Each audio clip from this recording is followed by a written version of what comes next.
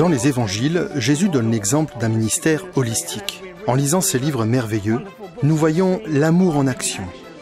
Madame White résume la méthode du Christ en 5 étapes. Elle parle de la façon dont le Sauveur se mêlait aux hommes avec le désir de leur faire du bien. Il leur témoignait sa sympathie, les soulageait et gagnait leur confiance. Puis, il leur disait « Suivez-moi ». Et chacune de ces étapes est d'une importance vitale. Si on en saute une, on sabote la méthode holistique, on l'affaiblit, on la sape.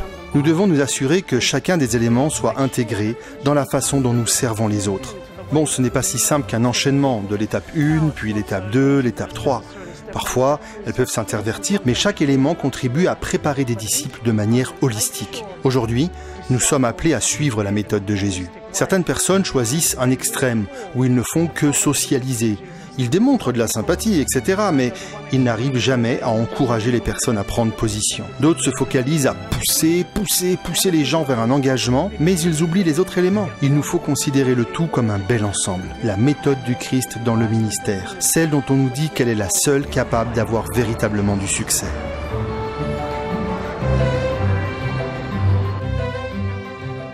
La méthode du Christ doit bien commencer quelque part, et la Grande Commission nous exhorte à aller de l'avant. Et c'est exactement ce que Jésus a fait. Il est allé de l'avant. Il est venu, il a vécu parmi nous. Comme Jean l'a dit, il a planté sa tente parmi nous. Il nous a côtoyés.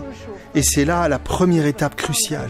C'est là le fondement du ministère holistique. Nous devons vraiment physiquement sortir du bâtiment de l'Église. Nous devons sortir des bancs d'Église et nous intégrer à la communauté, suivant l'exemple du Christ. Cela signifie développer des amitiés, créer des liens avec les gens de la communauté. Et nous faisons cela en tant que personnes désirant leur bien. Nous le faisons car c'est comme ça que Jésus a commencé. C'est ce qu'il a modélisé et c'est la base du ministère holistique.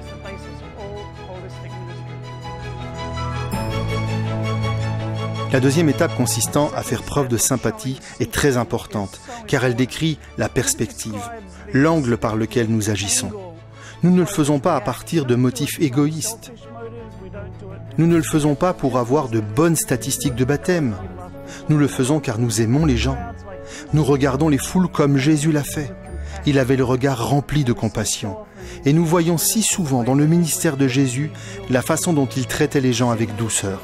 Les pécheurs que les autres traitaient avec dureté, qui étaient méprisés par les gens les plus religieux, Jésus les a pris dans ses bras d'amour et il leur a parlé gentiment. Il les traitait avec gentillesse. Dans nos relations, certaines personnes peuvent être difficiles. Leurs croyances peuvent être différentes des nôtres. Nous devons faire preuve de compassion, d'amour, de douceur, de gentillesse, comme notre Sauveur qui se mêlait aux autres en ayant de la sympathie. La méthode du ministère du Christ impliquait une série d'activités qui touchaient la vie des gens. Pas seulement se mélanger, pas juste montrer de la sympathie. Nous allons en découvrir davantage la prochaine fois.